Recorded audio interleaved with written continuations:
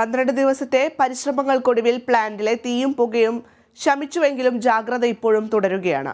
തീപിടുത്തം ആവർത്തിക്കാതിരിക്കാൻ നടപടി സ്വീകരിക്കുമെന്നാണ് ജില്ലാ കളക്ടർ പറയുന്നത്.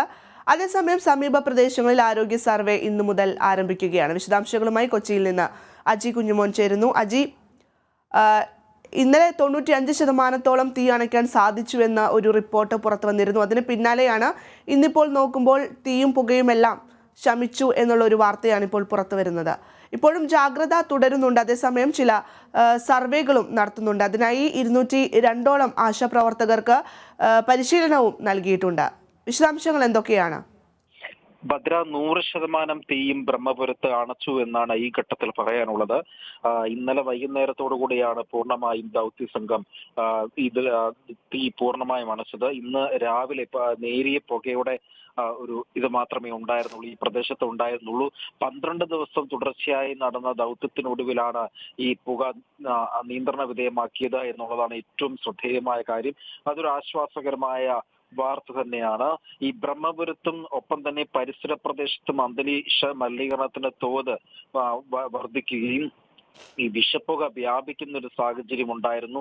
ഇതിനെ തുടർന്നാണ് ആരോഗ്യവകുപ്പ് സർവേ നടപടികൾ ആരംഭിച്ചിരിക്കുന്നത്. ആരോഗ്യവകുപ്പിന്റെ നേതൃത്വത്തിൽ ഇന്ന് മുതൽ സർവേ ആരംഭിക്കുകയാണ്. ഈ കാക്കനാടുള്ള കമ്മ്യൂണിറ്റി ഹെൽത്ത് സെന്ററിൽ പ്രത്യേകം സംവിധാനങ്ങൾ ആരോഗ്യവകുപ്പ് അവിടെ ഏർപ്പെടുത്തിയിട്ടുണ്ട്. ഈ ശ്വാസകോശ പ്രശ്നങ്ങളുമായി ബന്ധപ്പെട്ട ഏതെങ്കിലും തരത്തിലുള്ള അസുഖമുണ്ടെങ്കിൽ അത്തരത്തിലുള്ള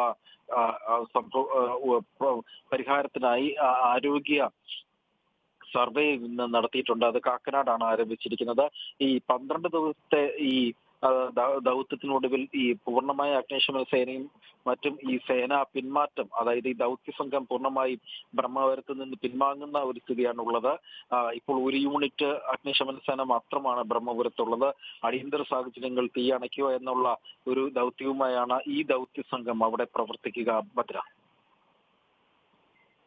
ശരി അജി കുഞ്ഞുമോൻ, നീണ്ട 12 ദിവസത്തെ പരിശ്രമങ്ങൾക്കൊടുവിലാണ് ഇപ്പോൾ പ്ലാന്റിലെ തീയും പുകയും ശമിപ്പിച്ചിരിക്കുന്നത്. അതേസമയം ജാഗ്രതാ നിർദ്ദേശം ഇപ്പോഴും തുടരുകയാണ്. തീപിടുത്തം ആവർത്തിക്കാതിരിക്കാൻ വേണ്ട എല്ലാ നടപടികളും സ്വീകരിച്ചിട്ടുണ്ട് എന്നാണ് ജില്ലാ കളക്ടർ പറയുന്നത്. അതേസമയം സമീപ പ്രദേശങ്ങളിലെ ആരോഗ്യ സർവേ ഇന്ന് തുടങ്ങും. അതിനായി 202ഓളം ആരോഗ്യ പ്രവർത്തകരെ പരിശീലനം നൽകിക്കൊണ്ട് സജ്ജരാക്കിയിട്ടുണ്ടെന്നാണ് അറിയാൻ സാധിക്കുന്നത്. ഇന്ന് സഭയിലും ഈ ഒരു വിഷയം വീണ്ടും ഉന്നയിക്കാനിരിക്കുകയാണ് പ്രതിപക്ഷം. അതേസമയം തീ പൂർണ്ണമായും അണയ്ക്കാൻ സാധിച്ചിട്ടുണ്ട്, അല്ലെങ്കിൽ പുക പൂർണ്ണമായും ശമിപ്പിക്കാൻ സാധിച്ചിട്ടുണ്ട് തുടങ്ങിയ കാര്യങ്ങളെല്ലാം ഉന്നയിക്കാനാണ് സർക്കാരിൻ്റെ ഒരു നീക്കം. വിശദാംശങ്ങൾ കൊച്ചിയിൽ നിന്ന് നൽകിയത് അജിയാണ്.